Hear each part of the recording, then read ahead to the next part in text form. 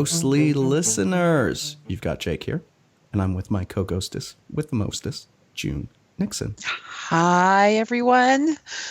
Good morning or afternoon whenever you're listening to this. That's true. It's morning here in the Pacific Northwest. This is me drinking coffee.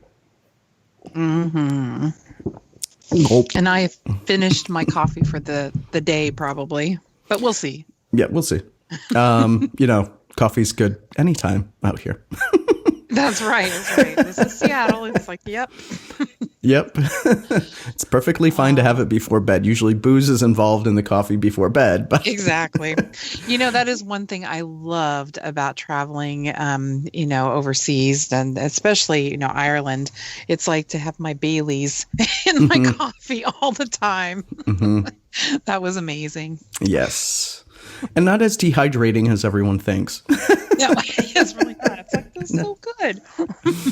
But today, folks, we've got an episode all about final resting places, cemeteries, graveyards, and all those other spooky places where the dead lie.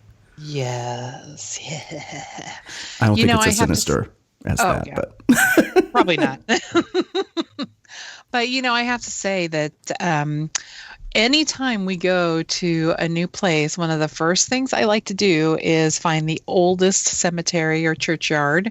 And Jacob, wait a minute, before I get into that, do you know what the difference is between a graveyard and a cemetery?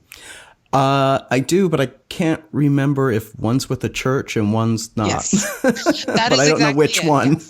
The graveyard, or they used to call it the churchyard, is what you call a cemetery or a graveyard by a church. It's always by a church. And the reason why that happened was because people believed that the closer you were buried to the church, the closer you would be to God and, getting into heaven. You were basically guaranteed a spot.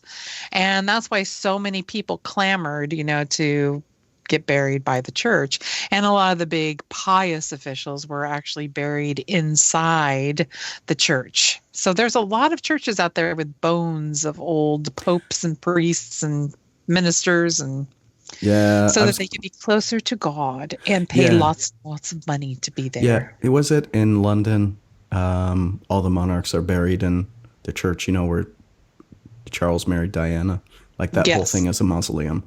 Exactly. It is. It's a mausoleum with, very pretty mausoleum, that's for sure. But yes, in the cemetery, it took a lot for people to be buried in a cemetery because they were like, I don't want to be buried away from the church. How am I going to get into heaven now? And but it took the egos of the very wealthy to start the cemeteries because they realized they could build these amazing monuments to themselves or huge statues or everything like that. And that's kind of how that started. It was the beautiful park to be buried in with their beautiful monuments and things like that. So that's kind of how it started.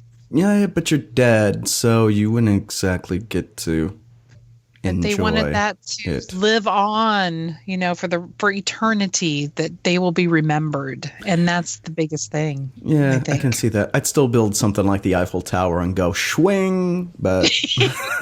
Exactly. You want to remember me? Here you go. That would be awesome. Swing.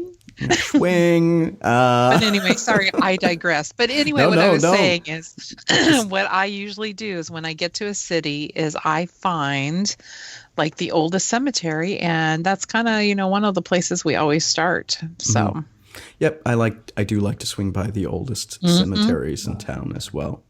But since we've kicked off talking about these haunted cemeteries and graveyards, why exactly do they become haunted? Well, maybe you can express your opinion and I can express mine. Okay. Just kind of my experience is cemeteries and graveyards aren't as haunted as you think. Yeah. You would think, you got like 400 dead people. I know there's family plots and stuff like that. It's just because the dead don't really have any kind of relationship to where they're buried. Ghosts usually haunt where they their favorite places in life, or if they've had some kind of connection with a place. Now, I get with family graveyards and cemeteries, the plots, I could see that because it's the family's land. Totally understand. You would get more activity there. One of the first apparitions I've ever seen happened at a family plot. Ooh. That's a tale maybe for later in this episode. Oh, that sounds good. I'm excited. Yes. And so for me, there's a couple of things that could do it, and we could delve into some of the ghosts that you would find in a graveyard. But primarily, my experience is the living make graveyards haunted, because we talk about emotions and powerful attachments there between a family and their deceased loved one. They could pull the spirit back. Right. And so it's more of an attachment to the livingness than I would say to the cemetery or graveyard. And just for ease, I'm just going to say cemetery from here on out, but I'm talking about both things. Right. That sounds good. And then the other thing I would say is if you're recently departed, like you, the person recently departed, you could be in shock, and you might be going, holy... what just happened? This is where I'm at. Oh, wow. I would say those don't last that long. And then the third thing, which we could get into a little bit later, is this is for older cemeteries, not recent ones, but they have guardian spirits. So there was usually some kind of sacrifice. An animal or something would be buried on the ground. This is usually where you get the tales of phantom black dogs. And they're put there to guard the territory, but that's older cemeteries, and is I would that say the Grimm? Yeah. Well, I was reading. This is a lot of English. There's a lot of English cemeteries that have, black dogs. Mm-hmm. I have heard that. Yeah. Yeah, that's and when we interviewed Nick Redfern, not this last time around, but before, we did a big spiel on black dogs, and even dogmen are usually found by cemeteries. Mm-hmm. And that's just like a guardian spirit type thing. So those are not necessarily the black dog, because that's kind of created, but usually a lot of times the living will keep a spirit bound. Unless something traumatic happened at the cemetery. Right. Like if it were a battlefield, for example, they just buried the soldiers where they found them, Yeah, I'm sure we get a lot of that in Gettysburg.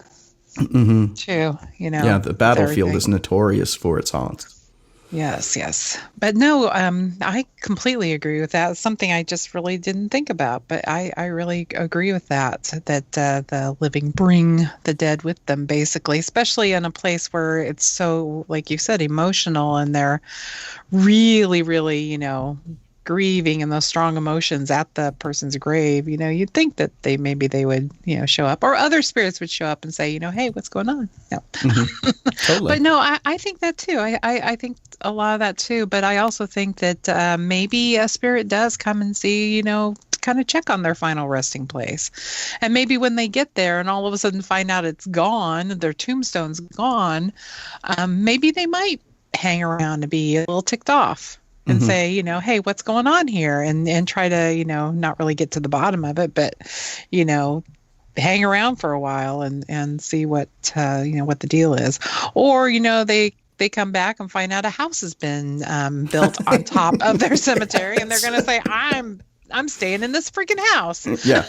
I think that's a big thing. All of a sudden their marker is gone, and it's like, how are people going to ever know they existed now with their family gone and everything?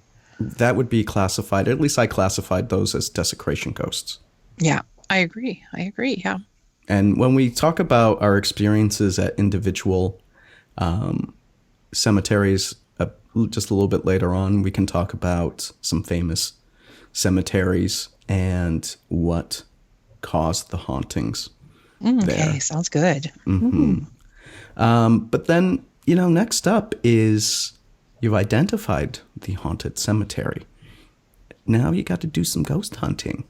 Mm-hmm. And so are there any best practices for doing an investigation in a cemetery? Well, It's really hard to do an investigation in a cemetery. For one thing, it's out in the open. Hmm. So, a lot of times you're not going to get a controlled environment that way. Um, so, I don't know. What would you suggest would be like one of the best practices? I mean, a lot of times I will bring recorders in, set it on a gravestone, try to keep it in place because you're going to be doing some walking. I do have, like an EVP where I was walking and, the recording is really bad, but, I had something that was right in the microphone. Hmm. Um, which is, a good thing. But like I said, it is hard to do an investigation in a cemetery when you're outdoors because most cemeteries are outdoors. Yeah, and a lot of times, because most of us live in urban or suburban areas, right? Right. You're going to have humanity built right up to the Yes. cemeteries. Yes. So there's going to be a lot of pollution. Many times I just don't even bother with EVPs. Yeah, So, unless, like I said, well, like my one story that I have when we were investigating Black Diamond Cemetery, and hmm that's in Black Diamond, hmm Washington, which would make sense. It's notorious for having a lot of apparitions and, hmm black shadows and people hearing voices or their names being called, all sorts of things there. And we came out there one evening and we thought this will be, kind of fun. We did get permission to be out there later on in the evening. And but when we got there, almost all the freaking neighbors around the area were having barbecues and playing really loud music. And one of the places was playing like this loud Leonard Skinner music or something like this. And I was like, this is pretty pointless, but we're walking around. Yeah. It's kind of fun. And um, I had said, just to myself basically, but I was kind of, doing a EVP session, even though I knew it was fruitless. And I said, "Oh my God," I said, "doesn't this music drive you crazy?" And I was all by myself when I said this over in an area. And you clearly hear a man say, "Yep," just like that. And you think, well, this is kind of an old mining town. That's probably what one of the old men that died would say. Yep. Of course, they wouldn't be listening to Leonard Skinner. They'd be like, "What's that racket? What the Yeah, hell?" exactly. So and it was basically right in the microphone. So Hmm. I don't know. I can't explain that one. So Yeah. Yeah, I mean, the one thing that I do like about cemeteries is they're active 24/7. It's yeah, not like a haunting at a private residence or another public place, which coincides with the spirit during their life when they were when they were active, like Hull House in Chicago. It's right. busiest actually during the day because it would have been people would have been coming and going during the True. day, That's right. and Yeah. not so much at night. Um, the residual hauntings can be, I would say when it comes to a residual haunting, I have found those to be active when you wouldn't think of them taking Hull House, for example. No, it's not a cemetery. You're right. But with the fountain and the kids playing outside, and it usually happens at night, but it could be in a loop and you just don't hear it during the day because of all the True. activity. It's in Chicago, right? It's just west of downtown Chicago. So, and it's on the University of Illinois campus there. So you wouldn't necessarily hear it or pay attention to it because you have all the students, and it's on Right. Halstead, which is a very busy street. You would just never notice it, probably. Right. But wouldn't you think, though, in a cemetery, there would be a lot more intelligent spirits in a cemetery than there would be residual?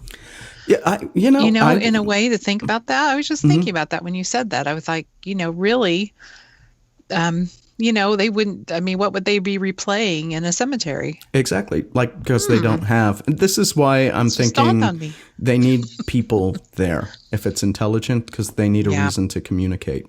Because one thing about a cemetery, unless you're doing a big mausoleum or one of the above ground family tomb, you're not going to get doors slamming. You're not going to get any of that stuff. No, that's right. Exactly. So I guess we'll get into the best practices and the investigation parts of it since we're here. And I do agree that if you get something at a cemetery, it's probably going to be intelligent. So just let me go through my list here, my little listicle of things. Yes, please. Dress appropriately for the weather. Yes, please. I have made that mistake before, especially when the sun goes down. Yeah, exactly. And I have, it depends on where you live, right? If you're in Southern California or Florida, you pretty much know what you're going to get. Yes. And just like here in the Pacific Northwest, bring a raincoat. Yeah, exactly. Or even though it's warm or hot during the day, at night it's going to get really chilly. Most of the time. Yeah. Mm-hmm.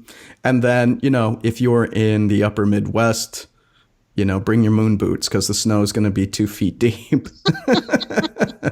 So a lot of people don't dress for it, and also bring your bug spray because a lot of cemeteries, depending on where you live, like if you're out in the countryside and stuff, those mosquitoes are going to be a bitch. I remember St. Augustine. I got eaten alive. Yeah. Yep. So just, let's knock that out first, right? You have to be comfortable to conduct your investigation. And plus, if there's a lot of bugs, you can get a lot of false positives. Yeah. Like my story of the mosquitoes that kept going by the microphone. And I'm thinking at first, it's like, what is this weird EVP that I got? June. Yeah, that was the mosquitoes. Just saying. And it happens. Next thing is respect the dead. Usually when I walk in, I always say, hi, I'm just here to talk to you. No disrespect. I hope I'm not pestering you, stuff like that. Actually, I find this is all anecdotal, right? Anecdotal. But I went back to some of my previous cemetery ghost hunts, and I noticed in my ghost hunt reports, when I asked permission to be there and to talk to them, I tended to get better evidence. Oh, wow. That's really good. So there you go. There's a tip there. And then one thing actually we should mention first is make sure if you do go to a place at night that you have permission to be in there at night. A lot of places you don't need permission. There's not any signs posted that says no trespassing, things like that. In Europe, it's really big. You can go there. You can go into graveyards at night. But usually in the States, you do need permission to be in there, past a certain time, and you don't want to be arrested just walking in the cemetery at night. Yeah, so we should address that too. Generally speaking, for the United States, it is sunrise to sunset. Sometimes they put special hours like 8 a.m. to 4 p.m., 5 p.m. But it's pretty much every day of the week. When there are certain states, and Illinois, my former home state, and Washington State, my current home state, have the same law, which means if the cemetery is on someone's private property, it is not open to the public. Right. And you need, even though you see that nice driveway going to it, you do not have permission to go to the cemetery. Now, you can petition, and that just means send a letter. It has to all be done in writing that you're going to visit the cemetery. They are free to say yes or no. And you have to schedule it with them. So a date and a time that you're going to go. Generally speaking, you should expect, if you're not related to someone buried there, the answer will be no.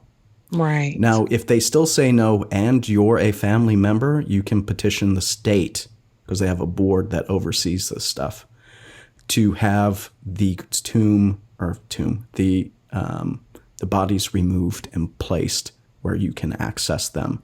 Some states say because the property owner denied you, they have to pay to move it. Oh, because when they bought when they bought the property, they knew there was a cemetery there. Right, exactly. Other states say you have to pay to have your family move, but then the state or the county or who oversees it just tells the property owner, it's like, we're taking this now. Right. And then, of course, if you believe that the cemetery has been desecrated and is not being maintained, the state can come in and move the cemetery or seize the plot from the property owner. So I was going to say, don't go that dickish route. Yeah, please. But, there's certain states, mainly in the South, the southern United States, where if there's a cemetery on someone's property, it doesn't matter. It's public. You can go. It's just a sunrise to sunset type thing. Exactly. So sorry to that's interrupt, but I thought I ought to Yeah. throw that in. Just I mean, this is important because you get a lot of people that just show up at cemeteries and think they can go in. And here in Washington and the suburbs of Seattle, one that's really famous is Maltby Cemetery. It's not called that Right. anymore. It's Paradise Lake Cemetery. That is on someone's private property. A lot of people try to go see it because it's known for its apparitions. It's not a very big cemetery, and they get busted all the time. Yeah, yeah. They did this because it's so popular. They actually have people watching it pretty good just to make sure. So Yeah. you will be arrested Yes. and taken away. Yep. Let's see. So the other thing is, I would say just focus on getting your evidence when you go to the cemetery. And it's mainly just for practicality. Right. You can't just explore everywhere in a cemetery. Like just here in Seattle, take Lakeview. It's huge. You know, and I get that people want to go to certain graves like Kurt Cobain's there and Chief Seattle's daughter's there and a couple of the Princess big founders. Angeline and Bruce Jimi and Brandon Hendrix. Lee. Brandon Lee. Is Jimi Hendrix there or is he in No, Hollywood? I he is forgot. in Everett. He's in Everett. Okay. Everett Cemetery, yeah. Yeah. And, you know, I was going to say it's important to know what the other haunts are in the cemetery simply because certain parts might be very popular and you may not get a chance to investigate there. So just focus on the known evidence until, you know, if it's local and stuff, you could keep going back. I would say it's less of a thing. But if you're traveling, you know. Right. You just want to try to focus. get your, big bang for your buck. Is that it? Big bang for your buck? Oh. Yep. And if you've done your research, you know this stuff. Yes. But be prepared. I will say I have done plenty of ghost hunts in cemeteries, and it was the graves you wouldn't expect that were the active ones. A couple of other things. Make sure you can see everyone. A lot of times you'll want to break up because, I mean, usually you don't have a problem with a monster jumping out from behind a gravestone. Usually. Usually. Unless there's some crazy homeless person living in the graveyard. That's Yeah. a whole other story. Yep. Well, maybe it's not a crazy person. Maybe it's a ghoul. But we can get to that. Could be, yes. Just make sure you can see everyone because there's a lot of old tombstones. You can trip, you can break your ankle, you can fall into an open cemetery plot. You know, the hole. Yes. That's not a good thing. No.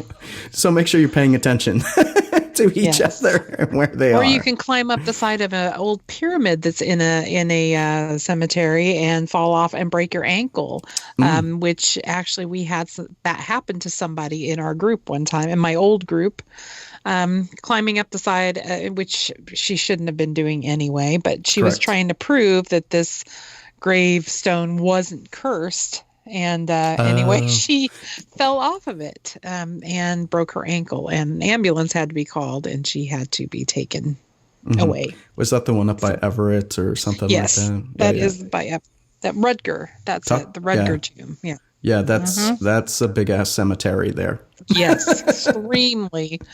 So yes, be very careful. Let's see, a couple things. When the time comes, you know, leave. Thank the dead on the way out. And set your expectations for, like, just any haunt. Cemeteries are not going to turn on for you when you want them to turn on. Wouldn't that be nice if they It would did? be. You know, it's like you go to the grave of Kurt Cobain and all of a sudden he breaks out and smells like Teen Spirit. That would be amazing. Yes, It doesn't that would happen. be awesome. Yes. Doesn't happen. Yep. I wish. But you never know. That's true. I mean, what's nice about a cemetery is usually they're not going anywhere, so you can go on vigil if you want, which is where you camp out for long periods of time to catch activity. True. So that just some of my standard best practices for That's really good. ghost hunting. Yes. And, bringing an EMF detector, too, is really kind of interesting, just to kind of look and see if there's any electrical wiring or, there usually isn't in a cemetery. And if you're getting some strange hits that aren't consistent, you may have something, hanging out around you. That's kind of what happened with that one EVP that I got at Lakeview Cemetery. Is we had the recorder sitting on someone's grave, and one of the ladies I was with had some some extremely strange activity on their electromagnetic field detector that kept going up to the red. And we were kind of asking it questions, and we were kind of getting responses, which I don't put a lot of, I don't put a lot of anything in a K2 meter, honestly. But, it was kind of interesting, and we could not find anything consistent around there. So, and then, we were walking around, and the lady says, I feel like something's following me around here. And then all of a sudden we get this interesting EVP. So, so I don't know, Yeah. So when we get to the individual cemeteries, June has provided some evidence, and we will insert that into this podcast so you can hear it. Awesome. But so let's talk about some of the different ghosts you can encounter. Because generally speaking, I mean, we know the intelligent kind of ghosts, and this kind of goes with the just what kind of evidence you could get if you're looking to classify it in some way. We already talked about the black dog part of it, right? And that's not as common in the United States. It's really more of a European thing, right? In older cemeteries. But the big thing is, when we talked about these a little bit earlier, you've got grieving ghosts, which, they're kind of called back by the person who's visiting the grave, and I would say they're not going to stick around long. Right. And then, of course, the most popular, this is the one that I encounter the most, or I guess if you want to classify the activity as what we call desecration ghosts, and that's vandalism at the cemetery, just neglect overall, and, you build your city over the grave. Yeah, exactly. Which happens a lot now in the United States. Yeah, exactly.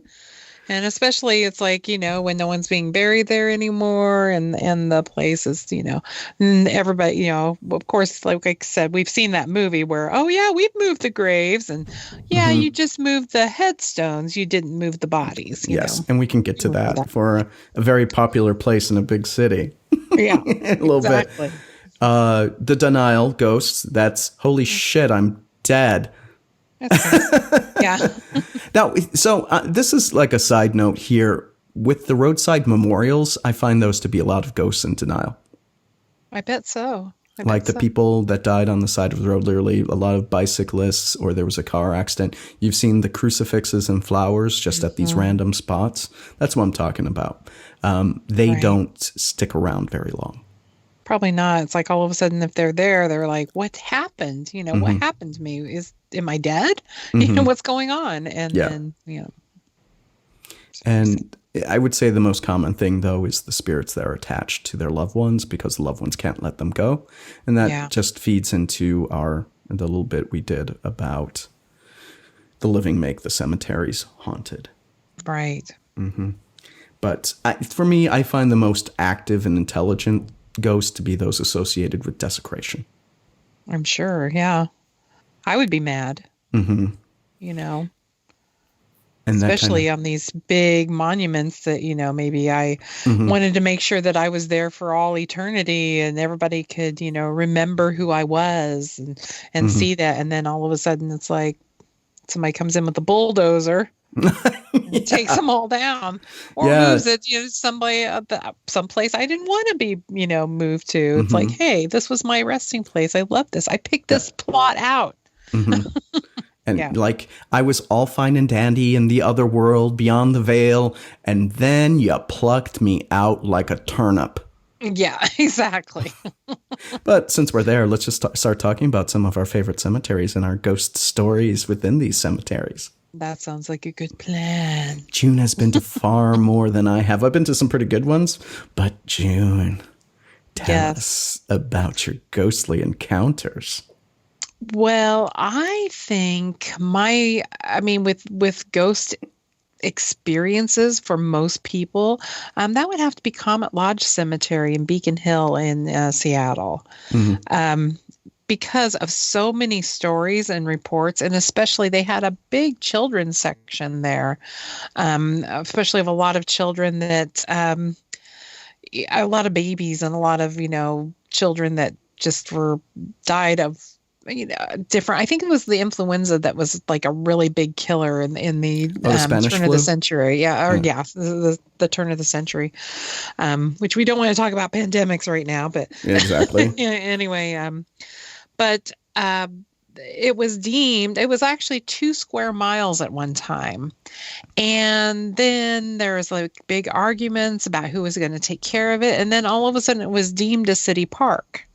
So they said they moved a lot of the bodies to different cemeteries around the area. A lot of the people got sent to Lakeview Cemetery and a few others kind of around that area. But a lot of people are kind of, convinced that they basically just moved the headstones. Now it's only 2 square blocks. So if you take that in your head, thinking it was 2 miles and now it's just a couple of blocks, in a square. Mm-hmm. And a lot of people around that area have been seeing like spirits of children. That's a big thing, or, different spirits. So it's not just like one report, it's quite a few reports.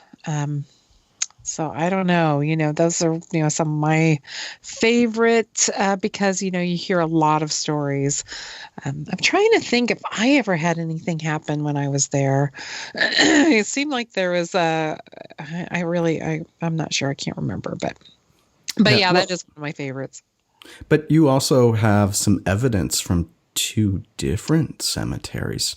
Yes. One is Lakeview Cemetery, like we've been talking about, where Bruce and Brandon Lee are buried, and quite a few famous Seattle people, Denny and Boren.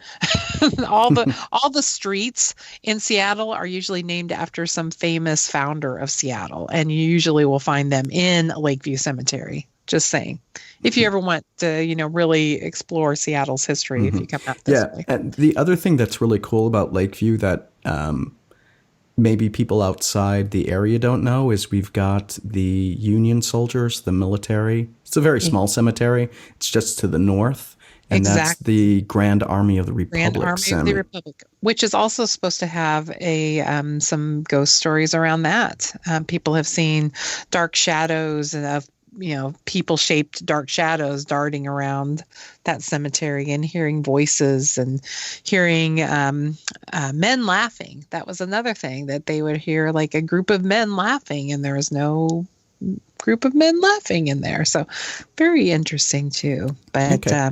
So let me we'll take a moment here because we need to play that Lakeview Whisper. Okay. So let's just take a moment so we can insert that for the listeners.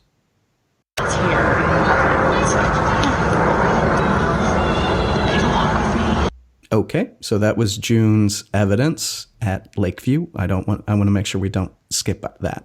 Okay, awesome. And that was when the one of my teammates was talking about her feeling like somebody was following her, and then you hear that, and it's pretty clear to me what it says. So. I don't know. Should I tell people what I think it says? Yeah, sure. Because it sounds like it says, "Come walk with me." That's actually a pretty long EVP. Yeah, it was very, very interesting. And we had it just sitting on a tombstone. Mm-hmm. So, and you can kind of hear, and this is in the daytime. This isn't at night. This is, I think, about 3 or 4 o'clock in the afternoon. And, we were the only ones around there. So. Mm-hmm. It was pretty awesome. And then you had some more evidence up by Stanwood. Yes. It's this little cute cemetery, which a lot of people have had things kind of happen there. Well, the very first EVP that one of my teammates in my old group caught, and it was pretty. It was a really good one, too. It sounds like a little girl saying, "Mama?" And then you hear a woman say, "What?" Just like that. I swear to God. And he was so proud of that. He used to play that all the time for people. But it does. It sounds like a little girl saying, Mama. And then you hear, what? Like she's like, what now? Okay, let's take a moment to But insert. But actually, that's not the EVP that Okay. I have there. Just Okay. saying. But that was the first one I got. This one is I was walking all by myself. It's not the best quality because I had my umbrella out and it's pouring down rain and hitting the umbrella. Welcome to the And Pacific Northwest. yes, exactly. So it's not the best recording, but it is a really strange voice. And I really am not sure what this is saying. A few people have given their opinions, but maybe you can guess and see what you think it says. Okay, well, let me cue it up, and I'll play it now. So let's take some time for that.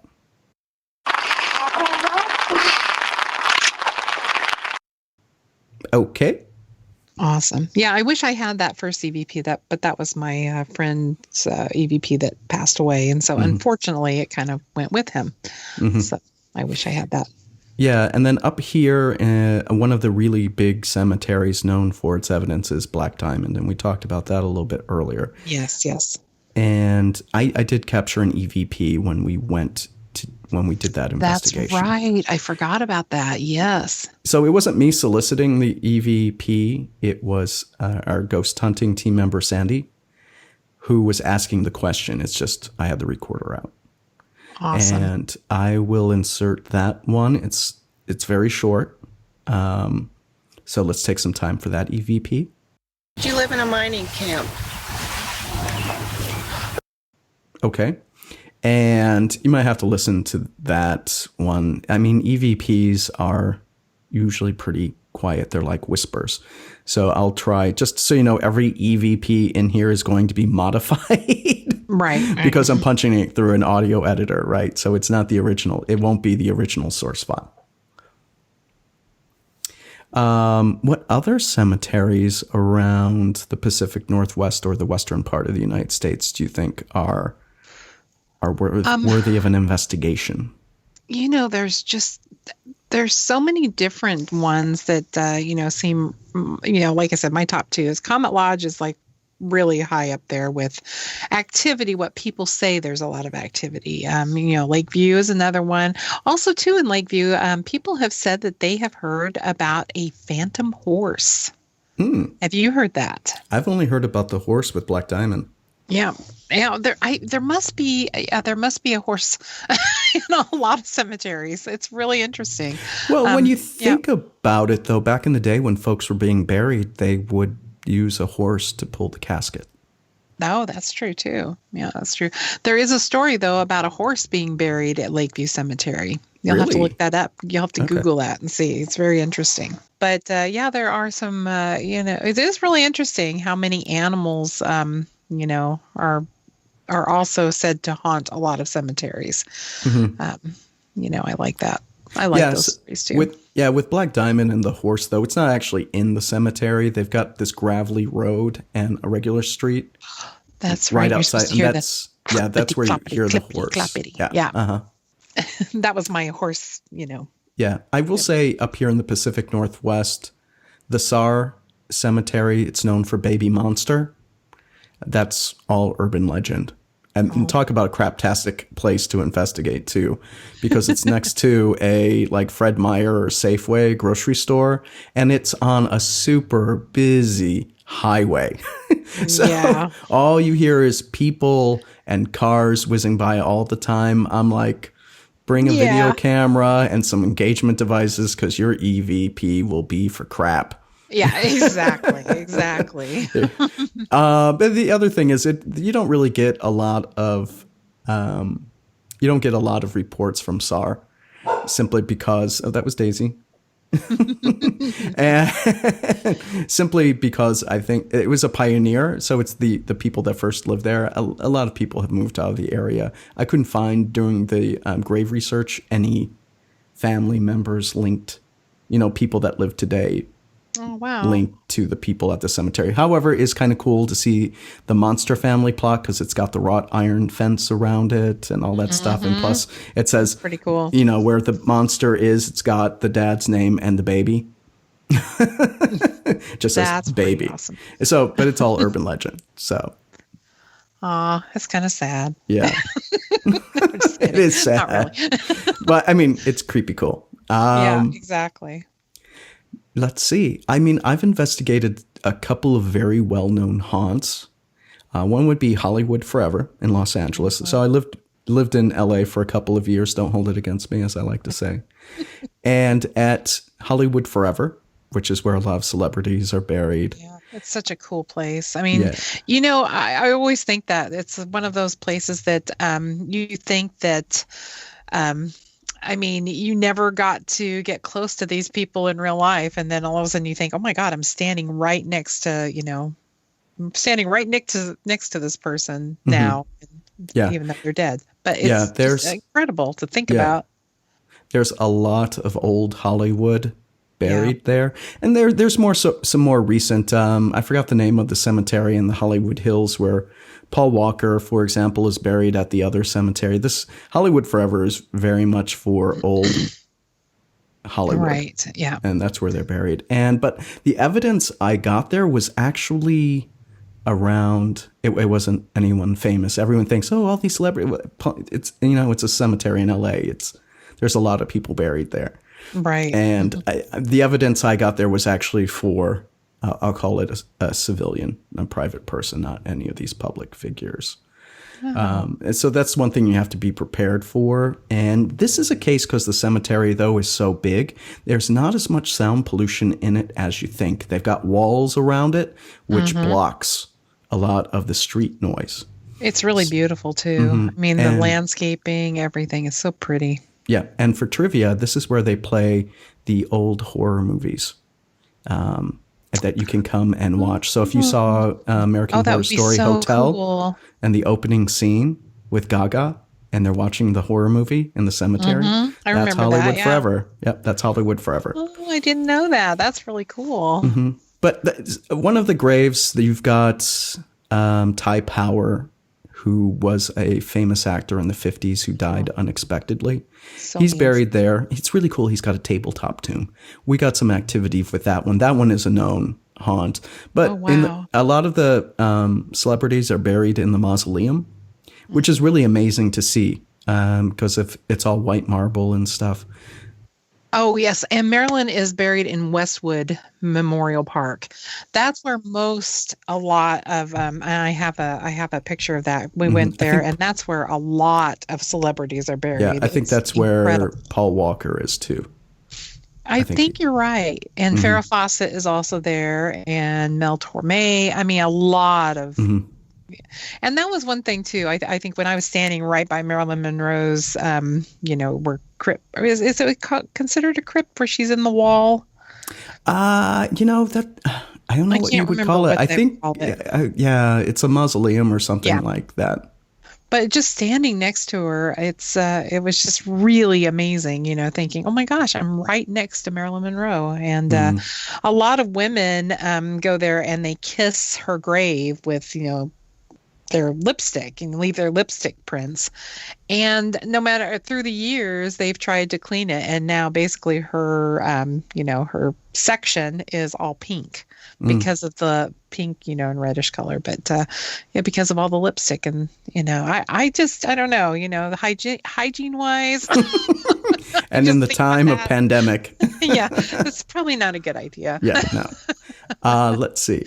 So another one I've investigated quite often was Bachelor's Grove Cemetery, and you always hear about Bachelor's Grove. Right. It's that famous picture that was there, that was taken. Yep. And this is the one with the infant daughter, and you hear about the lady weeping and holding a baby. And I have never had an experience at Bachelor's Grove, and I've been there lots. And I'm just thinking, because it was more, you hear about the stories more in the 60s and the 70s because at the time Chicago suburbs blew up. So you get a bunch of teenagers that need to party. So they go to the graveyard and they desecrated it, knocked over graves, wrecked the place. But now the community has repaired a lot of that.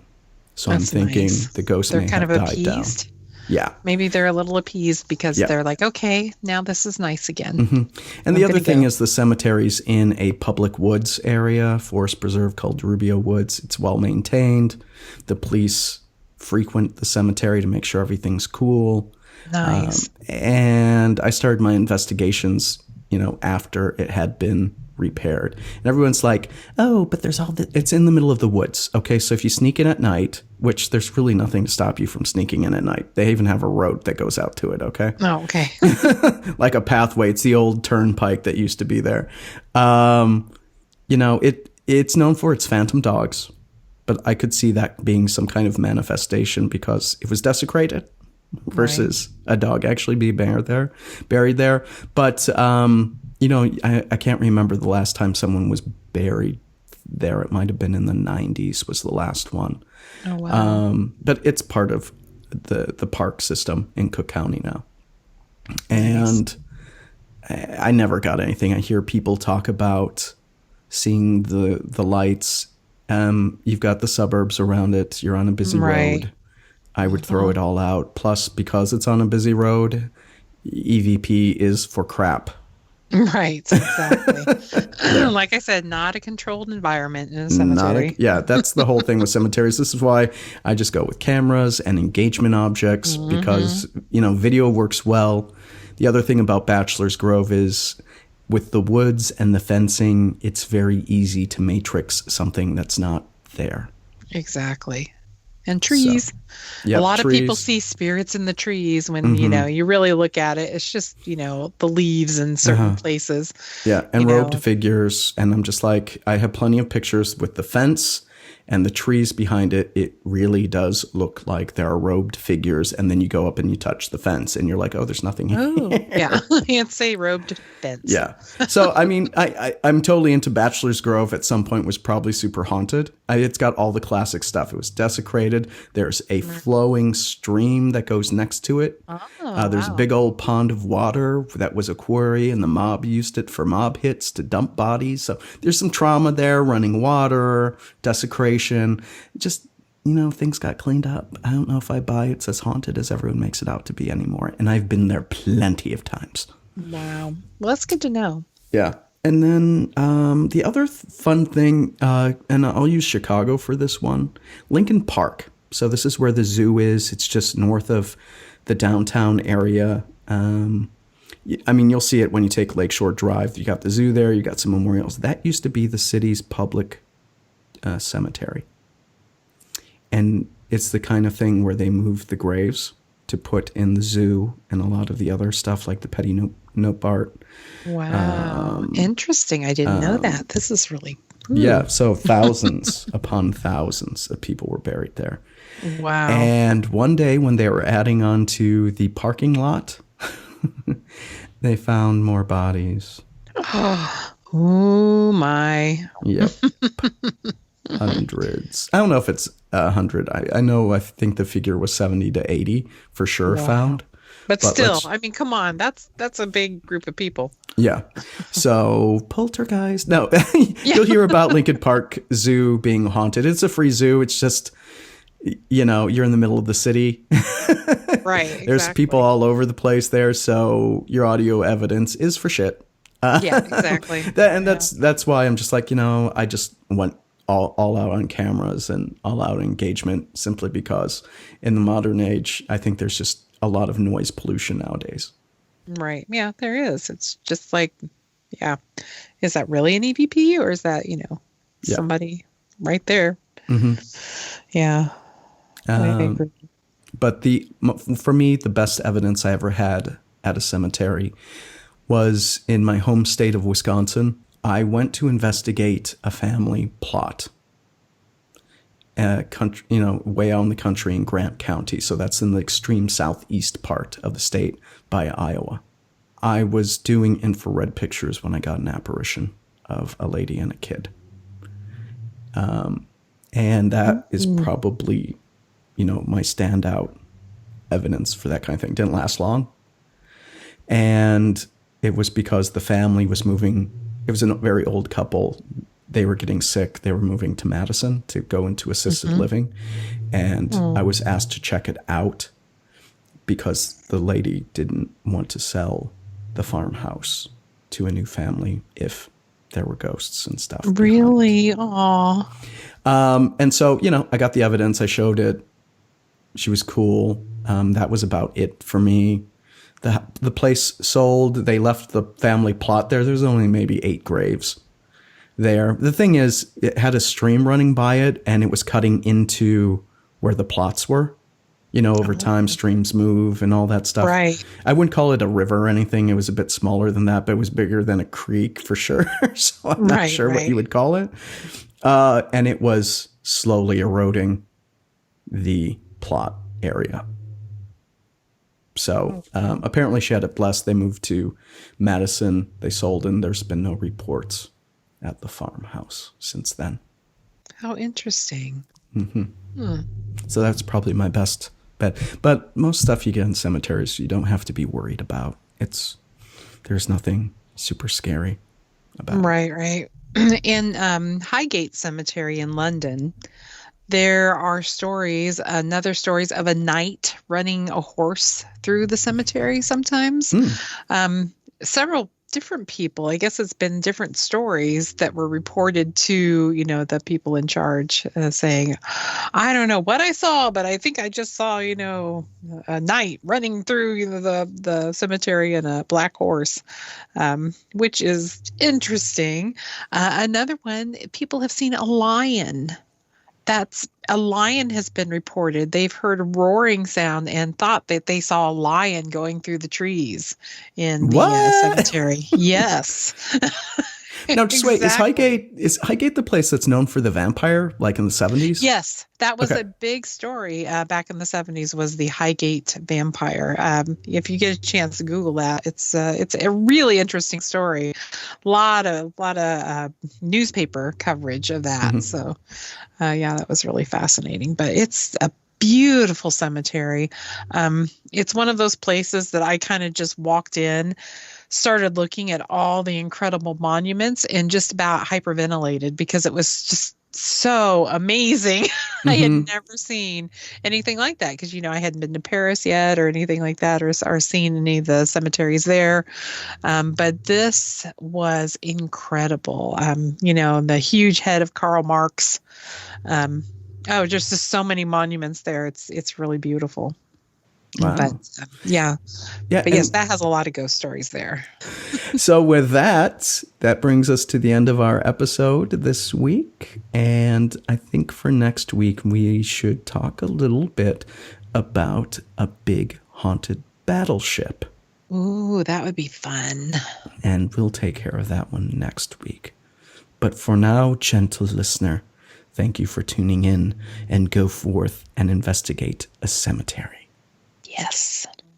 Bye. Bye, everyone.